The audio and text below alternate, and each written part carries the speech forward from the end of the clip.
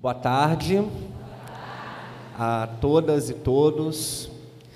Em primeiro lugar, queria agradecer aos meus colegas conselheiros do CRES pela confiança, e pelo convite de estar aqui compondo essa mesa.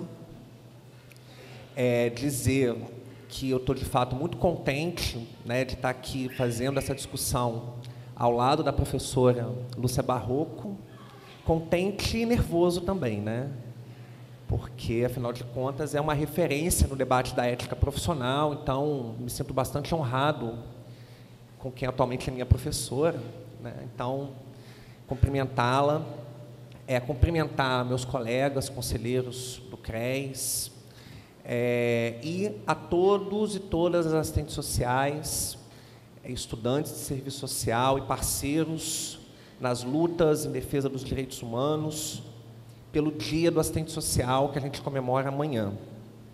E como a assistente social gosta de discutir, a gente comemora discutindo.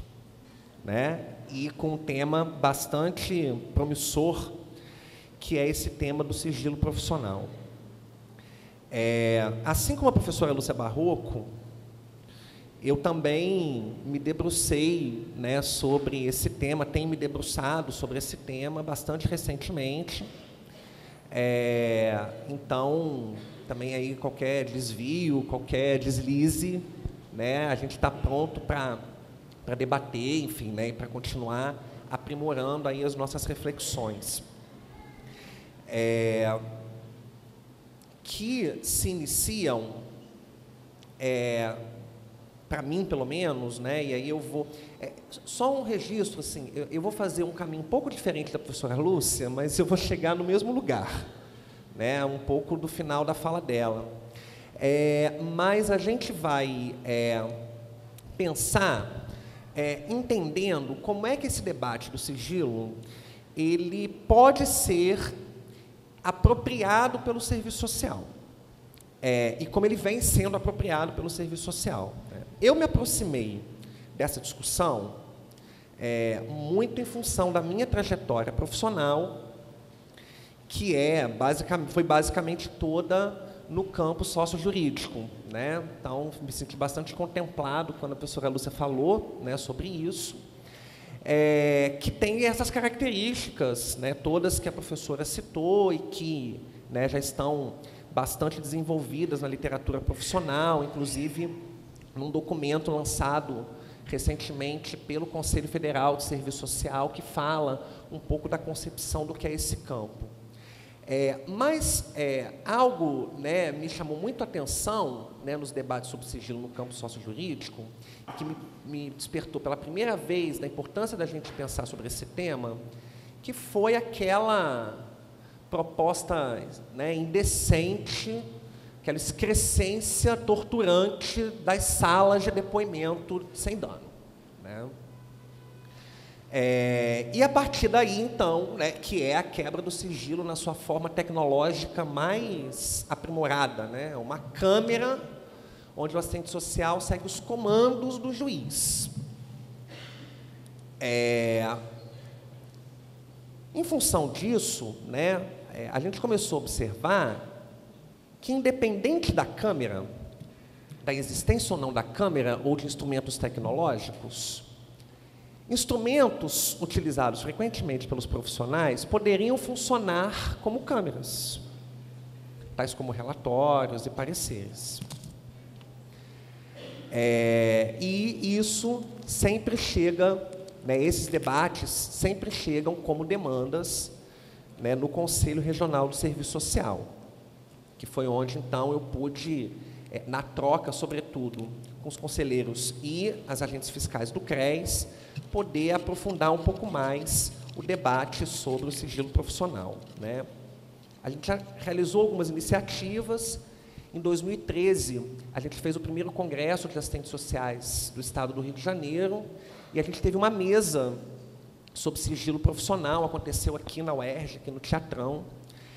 E, recentemente, nós realizamos uma oficina interna no âmbito do Conselho para aprofundar os debates sobre o tema, onde a gente teve a contribuição tanto do Conselho Federal de Serviço Social como das agentes fiscais do Conselho.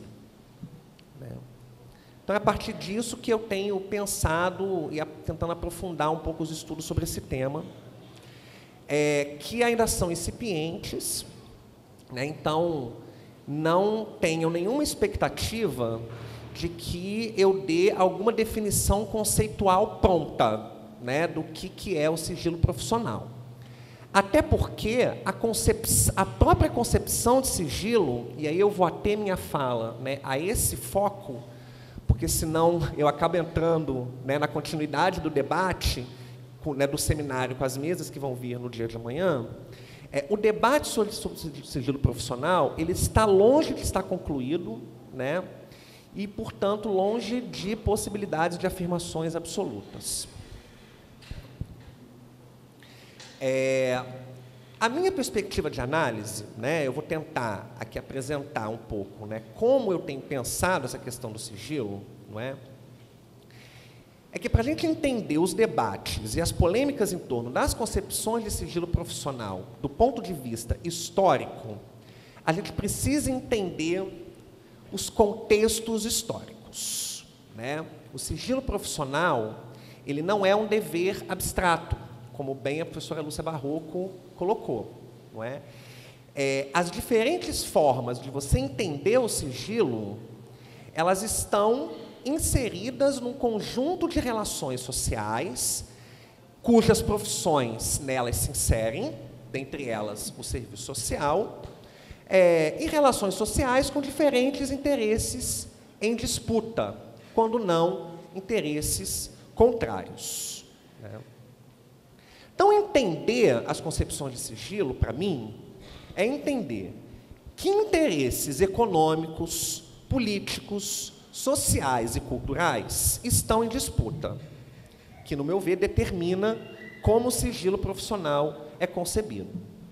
Então, entender esses interesses é fundamental para entender os desafios postos para o exercício profissional. Na busca, então, né, dessa perspectiva, a partir dessa perspectiva de análise, né, a gente tentou buscar, na literatura das profissões, algumas referências para pensar o sigilo profissional.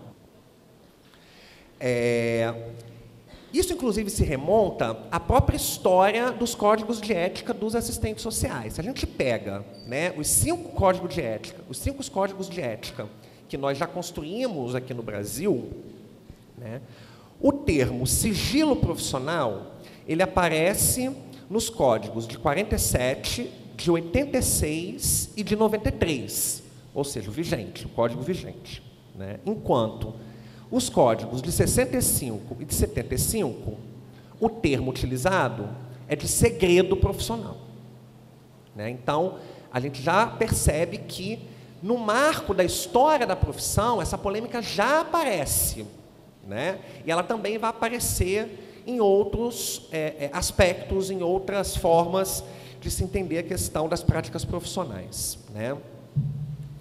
Eu fui buscar, né, recorrendo aí a diversas literaturas um pouco, a diferença semântica entre os termos, né, na própria etimologia das palavras, né? A palavra segredo vem do latim secretum, que exprime aquilo que se tem conhecimento sob reserva. Já a palavra sigilo também vem do latim, significando sigillum, né, que significa marca pequena, sinalzinho, selo. Portanto, exprime algo que deve ser protegido, né? Então, enquanto o segredo fala de lugares isolados, de solidão, de pensamentos, né, daquilo que se tem conhecimento do particular, o sigilo fala de algo que precisa ser protegido, né? Por que é importante fazer essa diferenciação, né, entre segredo e sigilo? Porque as práticas institucionalizadas, de um modo geral, tais como são as práticas das profissões, elas ocorrem no cotidiano da vida em sociedade, né? E aí a professora Lúcia Barroco já foi bastante feliz quando falou sobre isso. As práticas profissionais tais como as práticas institucionalizadas de um modo geral, elas se inscrevem no conjunto de relações objetivas e subjetivas que os indivíduos sociais estabelecem em seu cotidiano. A gente intervém no cotidiano da vida social, no cotidiano de vida das pessoas com os quais nós trabalhamos. Isso todas as profissões, não apenas o serviço social.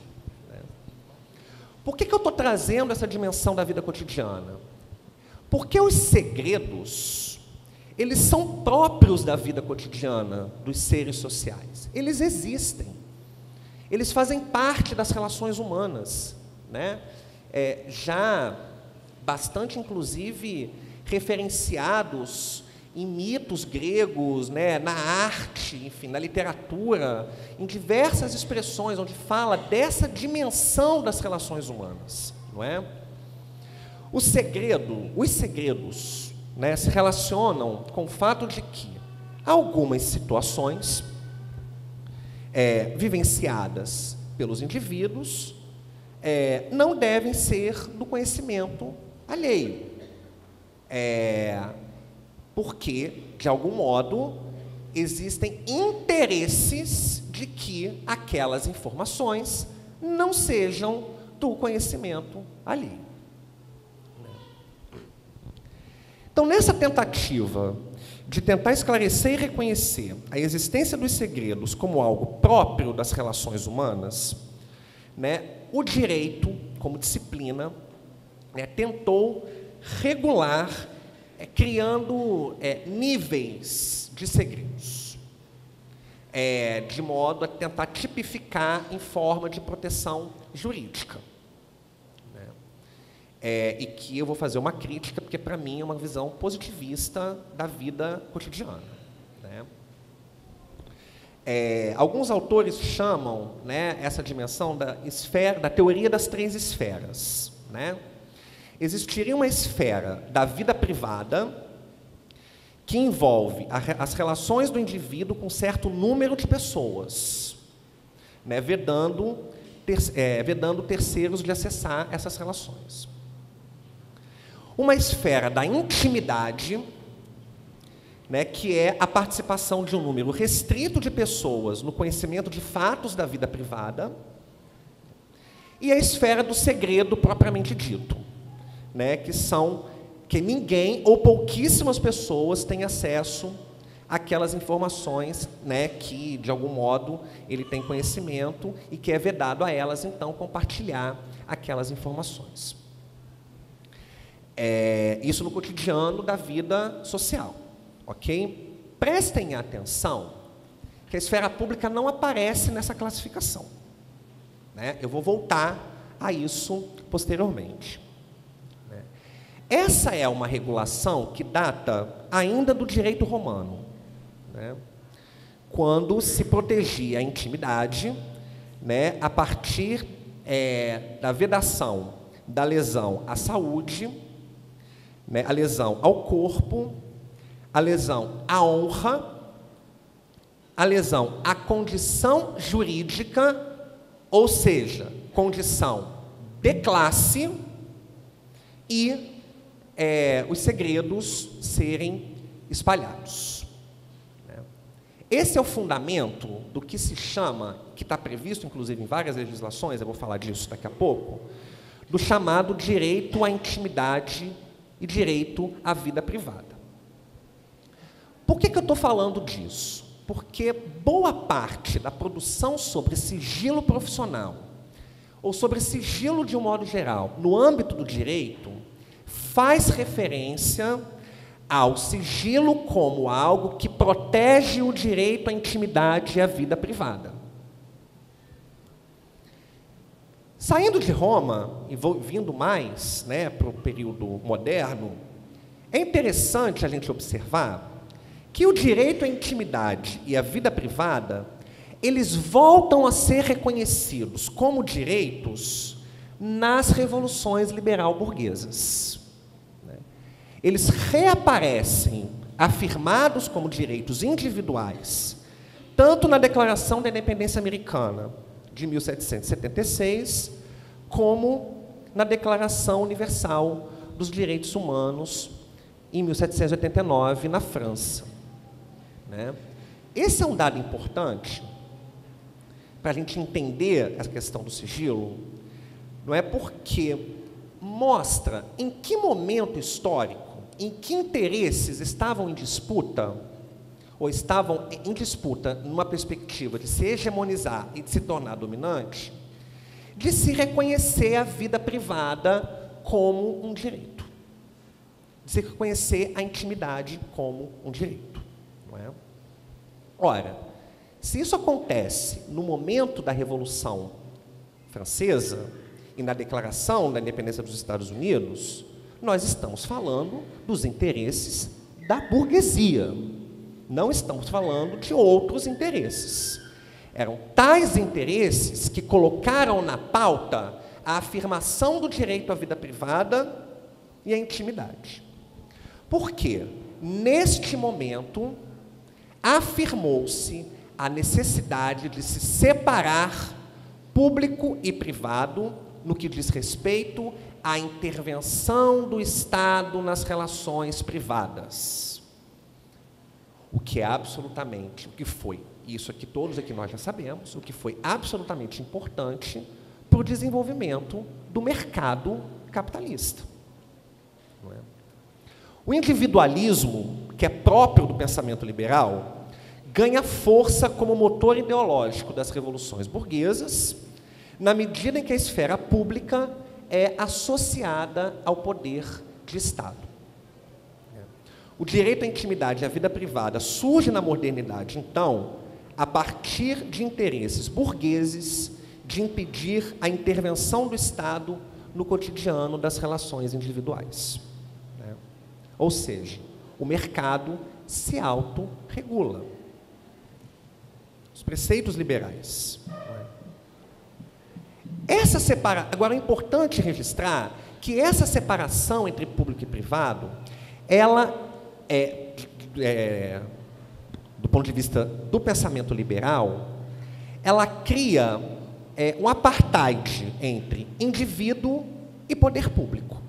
Não é? É como se existissem duas esferas estanques na vida em sociedade.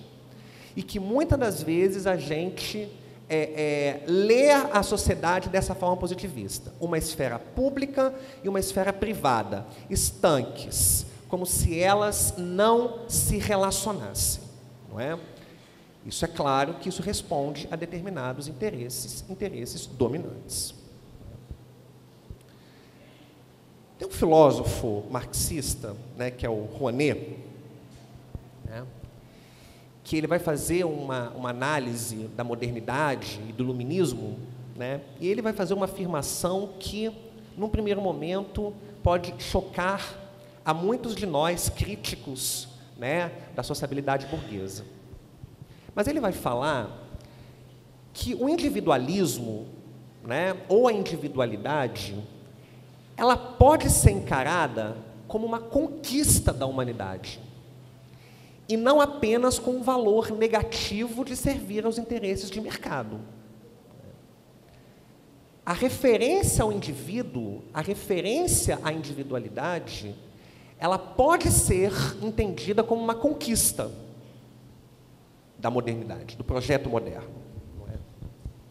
Entretanto, a valorização da esfera individual, apartada das esferas do poder público, foi absolutamente fundamental para o desenvolvimento do capitalismo a partir dos interesses da classe dominante. Então, o mesmo individualismo que pode ser considerado uma conquista, porque reconhece a dimensões importantes das singularidades, não é? Ela foi fundamental para que houvesse, de forma cada vez mais frequente, uma mercadorização da vida. Um exemplo disso, né, a gente vai buscar na ideia de sigilo financeiro, né, que certamente todo mundo aí está acompanhando, né, as operações de combate à corrupção, aquelas operações que são veiculadas pela mídia comercial, né? Porque existem muitas outras que envolvem tucanos democratas e globais que não são, né, não são divulgadas. Mas, enfim, não é? O tempo todo a gente ouve, né, ouve falar em sigilo financeiro, que é, vamos dizer assim, um conceito mais amplo do que a gente, no senso comum, está acostumado a ouvir como sigilo bancário, né? Por que se fala em sigilo bancário ou em sigilo financeiro? Né, do ponto de vista do direito? Porque pressupõe-se que, ao você acessar a movimentação da conta, ou a movimentação do cartão de crédito, ou a movimentação financeira, você acessa hábitos e costumes da vida privada daquele indivíduo. Por isso, existe a proteção ao sigilo financeiro. Não é? Ora, de onde vem essa ideia de sigilo financeiro? Vem da afirmação do mercado desassociado da intervenção do poder público. Os primeiros códigos comerciais, inclusive o Código Comercial Brasileiro, fala da vedação do Estado em acessar as movimentações financeiras e econômicas dos indivíduos, seja o indivíduo em forma de pessoa física ou o indivíduo em forma de pessoa jurídica. Ora, o direito à intimidade e à vida privada servindo absolutamente aos interesses da burguesia, aos interesses da reprodução ampliada do capital. Não é? O interessante é que o sigilo financeiro, ele é mobilizado, não é? Ele é reivindicado por segmentos bastante específicos da nossa sociedade. Não é? É um recurso comumente utilizado por segmentos dominantes, né? Me parece que não é um recurso comumente utilizado pelo público-alvo que os assistentes sociais atendem. Pelo contrário, me parece que é colocado para nós a demanda de violar o sigilo financeiro das famílias que atendemos o tempo todo. Não é? Por quê? A quem serve o sigilo? Acho que isso é uma pergunta importante, né, para a gente pensar o sigilo profissional. Né? Porque desde que o serviço social se constitui como profissão, a gente pergunta quanto ganha, no que gasta. Coloca no relatório e manda para um monte de gente. Não manda? Cadê o sigilo financeiro que o direito tanto protege? A quem serve esse sigilo? Queria deixar claro que eu não estou fazendo uma crítica da vida privada e da intimidade. Tá? Até porque a vida privada e a intimidade, elas existem, elas são reais, elas são concretas, elas são constitutivas de relações humanas, de relações entre seres sociais. Não é? E reconhecer a existência de uma dimensão da privacidade e da intimidade, na minha concepção, representa reconhecer conquistas em termos de direitos humanos. Né? Eu não estou aqui fazendo uma crítica à vida privada e à intimidade. Né? O que eu estou querendo chamar a atenção é que eles são direitos, como todos os outros, contraditórios. Não é? O direito à intimidade e à vida privada servem, e muito, para a reprodução de relações e valores que são convenientes à reprodução ampliada do capital. Né? Ou que são convenientes à reprodução de uma ordem moral dominante. Por que eu estou trazendo essa reflexão? Né? Porque todo debate jurídico sobre sigilo profissional repousa na defesa do direito à intimidade da vida privada. Né? Todos os textos que eu tive acesso, pelo menos até o momento, né, no âmbito do direito que fala sobre sigilo, se reportam ao direito à intimidade e à vida privada. Né? E o sigilo profissional estaria regulado juridicamente para a garantia deste direito. Portanto, aqui já cabe uma primeira afirmação, né, que a professora Lúcia Barroco já falou e que já pode encontrar em alguns textos da literatura profissional. O direito ao sigilo, ele é, primeiramente, um direito do usuário. Porque ele tem direito à intimidade e à vida privada. Não é? Isso aparece em várias legislações. Tá? Isso aparece na Declaração Universal dos Direitos Humanos, isso aparece no Pacto Internacional dos Direitos Civis e Políticos, isso aparece na Constituição Federal de 1988, no seu artigo 5º, que trata dos direitos fundamentais. O sigilo profissional, portanto, que deve preservar o direito à intimidade e à vida privada, pensado do ponto de vista jurídico, aparece no Código Civil, no Código de Processo Civil, no Código Penal, no Código de Processo Penal e nos Códigos de Ética das Profissões. Né? Dentre elas, a nossa. Então, o sigilo, ele é um direito do usuário. Mas uma legislação, ela não se explica por si só. A professora Lúcia já falou isso também. A norma, ela só é entendida e mobilizada num contexto histórico, a partir de um determinado contexto histórico. Contexto esse que é constituído de disputas de interesses. Portanto, não dá para pensar só o sigilo profissional apenas na sua forma jurídica. Por quê? Porque o sigilo profissional, ele não surge com a lei. O sigilo profissional, ele é incorporado pelas legislações, mas ele é muito anterior à existência de todas essas legislações que regulam o direito à intimidade e à vida privada e o dever de sigilo profissional. A gente pode remontar a origem do sigilo profissional na Grécia Antiga, ligada, sobretudo, ao surgimento da medicina racional, que foi na Grécia onde se teve uma primeira tentativa de se romper com uma concepção de cura, com uma concepção de existência e cura de doenças pela via religiosa, mas pela via do estudo das características do corpo humano.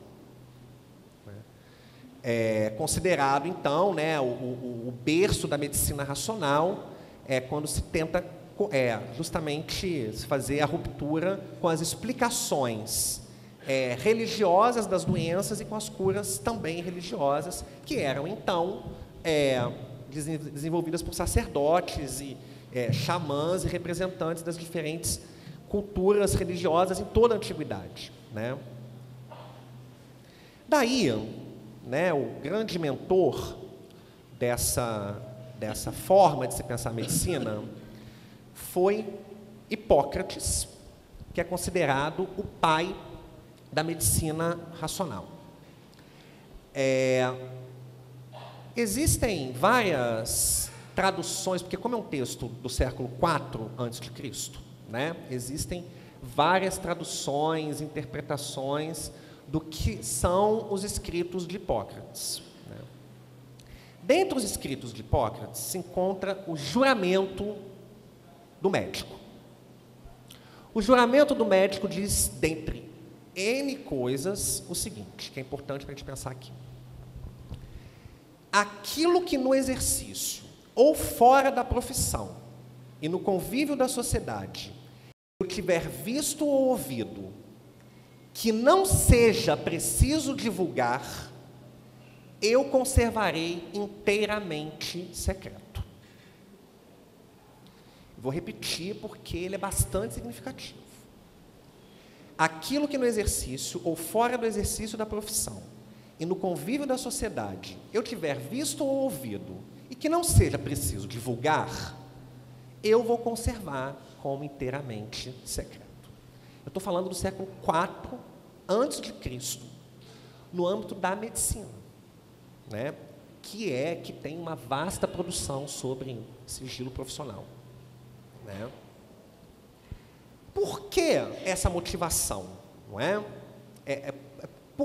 Qual era a motivação, no meu entendimento, de se colocar isso no juramento médico, de se colocar o sigilo como algo pertinente à prática médica? Porque existia necessidade de se afirmar a medicina como uma prática diferente daquelas práticas religiosas que se propunham a curar as doenças. Portanto, existia uma necessidade de se legitimar frente àqueles que eram assistidos pelos médicos a profissão de medicina, em contrapartida aos recursos ligados à religiosidade que visava a cura de doenças. Em outras palavras, o que eu estou querendo dizer aqui? Né? Me parece que a motivação era que as revelações, os segredos confiados aos médicos, eles não podiam ser revelados, porque isso geraria um descrédito da população a uma prática que estava tentando se legitimar, que estava tentando ser reconhecida socialmente. Não é? Portanto, aquilo que não é preciso divulgar, não será divulgado. Você cria uma relação de confiança com aquele o qual você atende, assiste. E isso cria, por outro lado, uma identidade profissional, não é? É como a população que você atende, né, a população para o qual você presta um determinado serviço, te enxerga. Eu tenho a impressão de que é aqui, né, nesse entendimento, que a gente vai entender a dimensão do sigilo como um direito do profissional. Então, no primeiro momento, eu falava do sigilo como um direito do usuário. Eu agora estou falando do sigilo como um direito do profissional. Por quê? Porque ele é fundamental para o exercício das profissões. Ele é fundamental para que as profissões possam acessar a vida cotidiana e que nessa vida cotidiana possa fazer as suas intervenções. Né? E foi a radicalização dessa dimensão do sigilo, né, que foi incorporado pelo direito canônico medieval, né, sobre o sigilo, sobretudo o sigilo de confissão, né, em razão de atividade exercida pela Igreja Católica. Algumas traduções do juramento de Hipócrates colocam no final aquilo que eu não puder ter visto e ouvido, que não seja preciso divulgar, eu conservarei inteiramente secreto, e aí algumas traduções colocam o seguinte complemento: considerando tais coisas como sagrados segredos. Me parece que é a radicalização. Vamos lembrar que foi uma primeira tentativa de se romper com práticas religiosas no âmbito da medicina, não é? Me parece que vem daqui a lógica presente no direito canônico do segredo de confessionário, não é? Ora, o que significa isso? A vida cotidiana, ela é pública. Por que ela é pública? Porque Deus sabe o que todo mundo está fazendo. Porque foi Ele que organizou a vida em sociedade.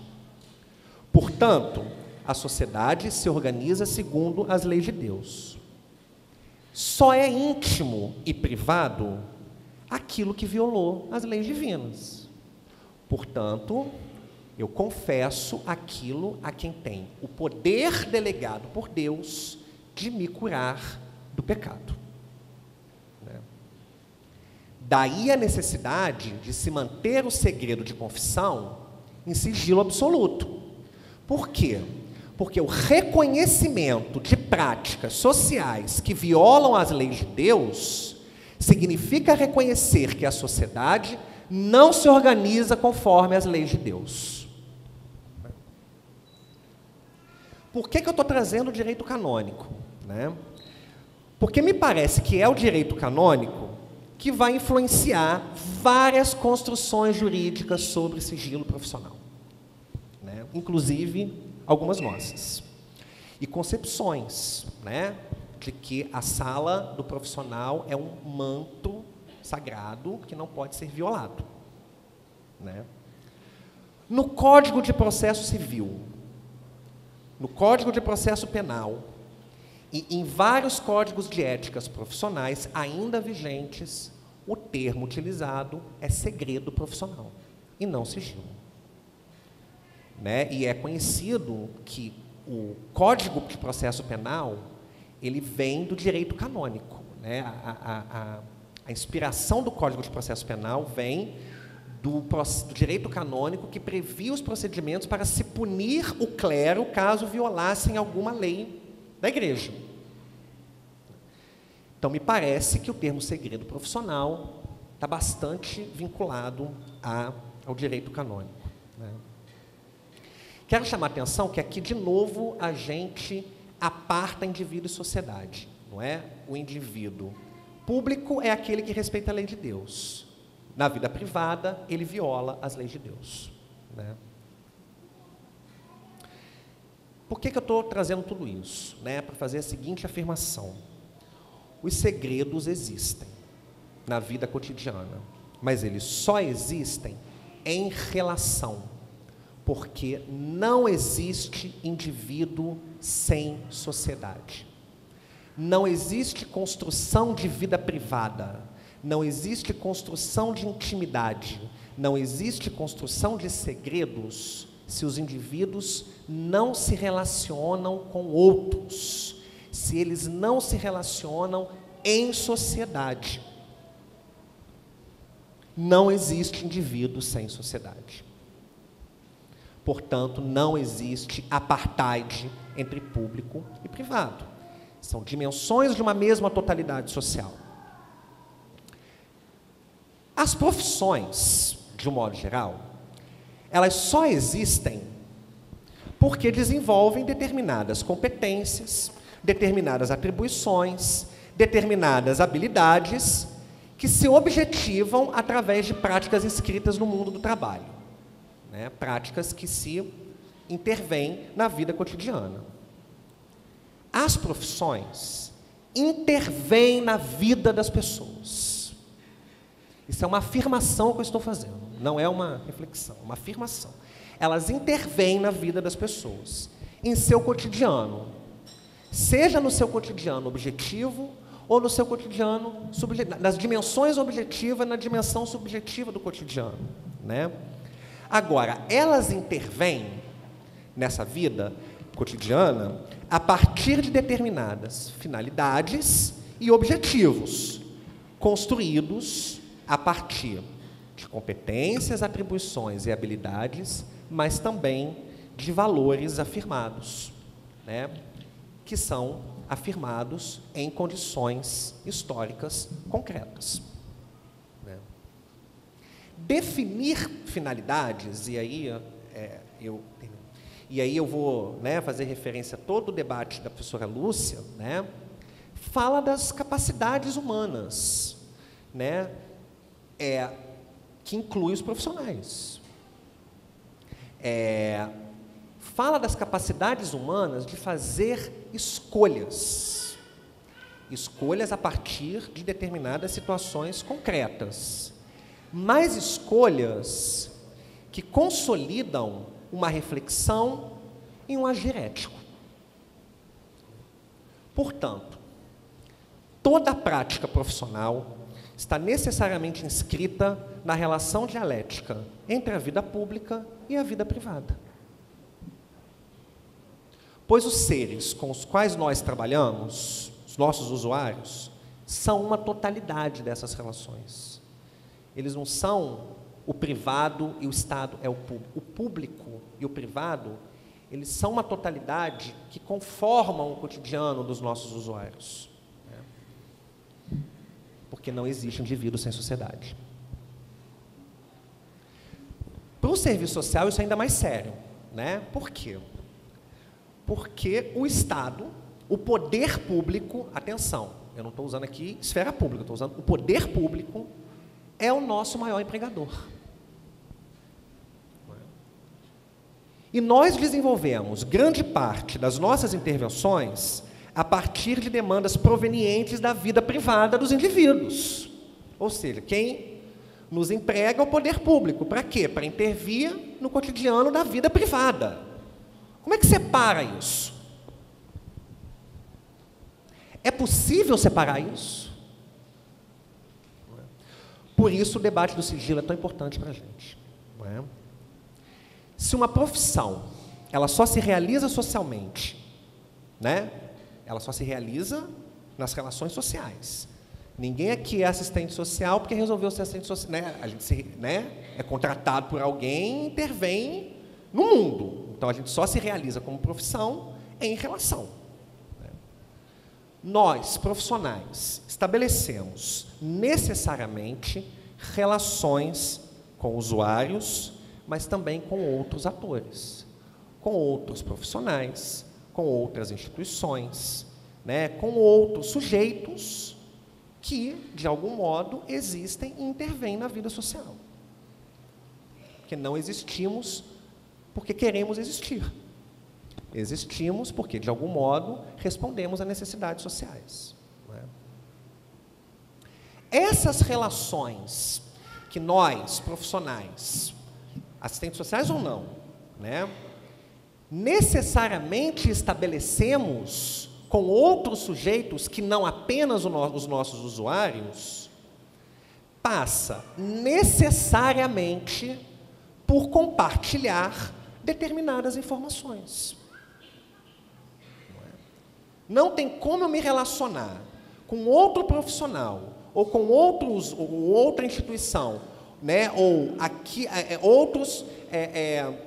outras esferas da vida social que, de algum modo, demandam a minha prática, se eu não compartilho informações do qual eu tomo conhecimento através do meu exercício profissional, não é? Que, aliás, é uma contradição da própria Constituição, não é? Porque a Constituição fala, com seu artigo fundamental, que a intimidade da vida privada é direito fundamental, né? Mas também fala que a informação é direito fundamental. No mesmo artigo. Não é? Nós estamos no meio dessa contradição. Né? E eu não vou querer entrar, né, nessa esfera do debate da relação com os outros profissionais, porque amanhã a gente vai ter uma mesa só sobre isso. Né? Inter, multi, trans. Mas eu quero só dar um exemplo de fora do serviço social. Se a gente pega o conceito de segredo profissional na sua expressão canônica e leva para a medicina, como é que o enfermeiro pode trabalhar numa unidade de saúde se ele não sabe o diagnóstico do médico? Porque segredo é segredo, não pode contar para ninguém, não é? Informações precisam ser compartilhadas, não é? Mas que informações, né, devem ser divulgadas? Aquelas que não sejam precisas. Já dizia o juramento de Hipócrates. É aqui que entra o choque de valores, né? O choque de interesses, que a professora Lúcia Barroco falou, né? A gente está tensionado o tempo todo para saber que informações a gente compartilha, não é? Primeiro, porque nós, assistentes sociais, fomos criados, né, e surgimos, nos inserimos na divisão social e técnica do trabalho para controlar, fiscalizar e moralizar a vida cotidiana da classe trabalhadora. É isso que nos requisitam em qualquer espaço socioocupacional, né? Pode diferenciar o perfil, o segmento de classe, não é? Mas a natureza da profissão, natureza no sentido da sua origem, não é? É de devassar a vida privada em nome do interesse público. Olha só, a gente tem que descobrir tudo o que acontece na vida do usuário, porque é importante para a manutenção da ordem, de uma ordem econômica, política, social e moral. A ordem burguesa. Não é de outra ordem que a gente está falando, até porque é nela que a gente vive.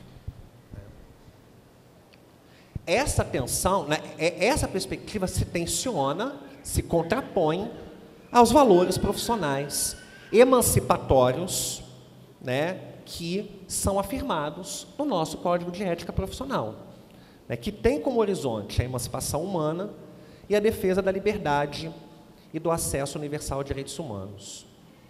Para mim, esse é o ponto central do debate sobre sigilo. É essa tensão que determina as escolhas do que deve ser divulgado ou não.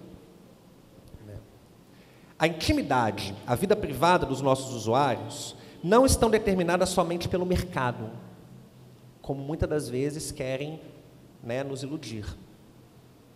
Apesar de estarem bastante determinadas pelos interesses de mercado, né? Eu sou o que eu tenho. Mas a vida cotidiana dos nossos usuários está determinada pelo acesso ou não a direitos. A vida cotidiana dos nossos usuários está determinada pela violação ou não de direitos, né? Se suas necessidades sociais, que são construídas nas lutas e nas reivindicações cotidianas, estão sendo respondidas. A vida privada também é isso. É acesso a direitos, é violação de direitos. Mais uma vez se coloca a relação entre público e privado. Proteger o usuário, né, não é proteger o indivíduo, na minha concepção. E isso a gente pode resgatar no próprio capítulo do Código de Ética Profissional que trata do sigilo profissional, né, quando fala no seu artigo 16 que o sigilo protegerá o usuário em tudo aquilo de que o assistente social tome conhecimento, como decorrência do exercício da atividade profissional. Atenção ao verbo. O sigilo protegerá o usuário. O verbo não é prejudicará. O verbo é protegerá o usuário. Mas quem é esse usuário?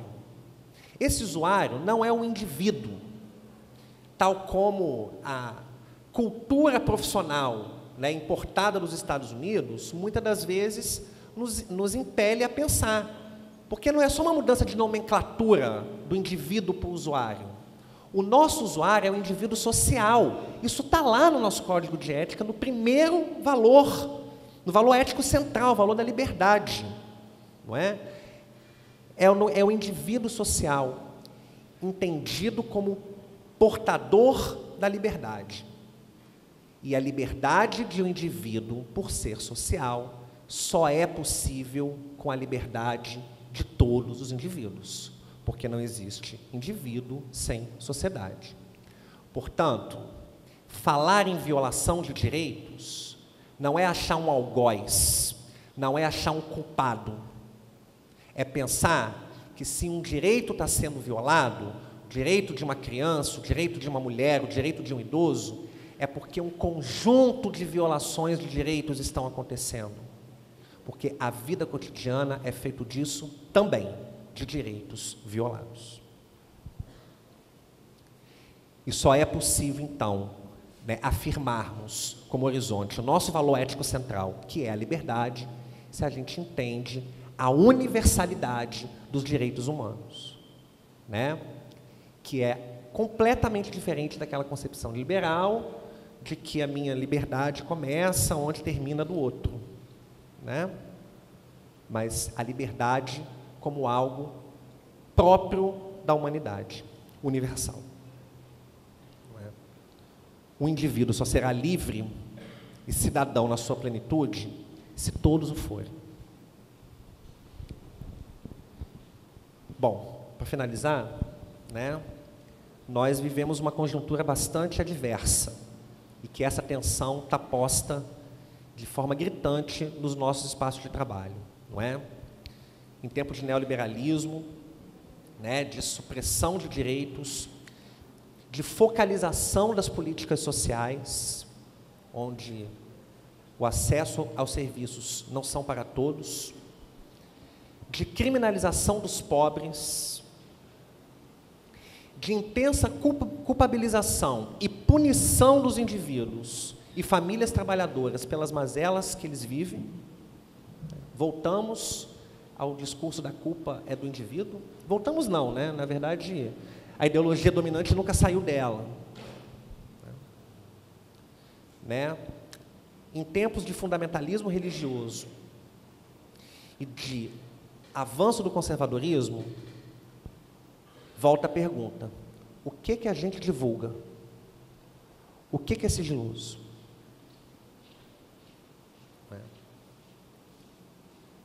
Por isso eu digo que a escolha que a gente faz do que é sigiloso é uma escolha essencialmente política. A gente escolhe fazendo análise institucional, análise da correlação de forças, análise dos atores com os quais o serviço social, de algum modo, se relaciona socialmente. Mas não uma análise dos atores, uma análise abstrata, mas uma análise de que interesses esses atores representam, a serviço de quem eles estão. Quais são as possibilidades que eu tenho das informações que eu compartilho serem, de fato, informações que possibilitem o avanço do acesso aos direitos, e não o contrário. Quem garante os direitos são vários agentes com os quais nós, assistentes sociais, nos relacionamos, não é? Não tem como dizer o que é sigiloso e o que não é sigiloso por uma norma.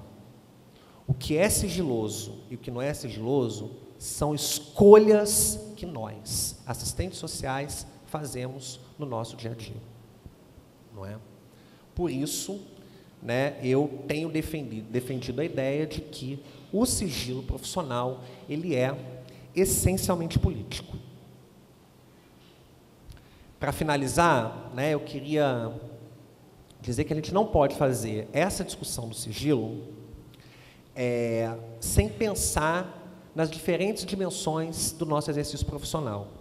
E aí eu vou pedir licença e vou retomar a fala da professora Eunice Fávero, que esteve conosco em 2013, né, aqui mesmo no Rio de Janeiro, no Congresso, né, que fala, né, que romper com as práticas policialescas e punitivas que usam da quebra do sigilo, né, ou da não existência do sigilo como um subterfúgio para se reproduzir, requer que nós, assistentes sociais, tomemos um banho de realidade. Isto é, aprofundar os estudos teóricos críticos sobre a vida cotidiana. Requer que nós, assistentes sociais, vamos além da reiteração burocrática das demandas institucionais, que cada vez mais se confrontam com a ética profissional. Requer que nós, assistentes sociais, possamos desenvolver a nossa capacidade argumentativa. Mas, sobretudo, requer que nós, assistentes sociais, possamos medir o tom e escolher aquilo que vai ser divulgado, né? Porque de boas intenções, o inferno está cheio. Eu posso achar que divulgar a informação, por si só, trará a proteção e o benefício ao usuário.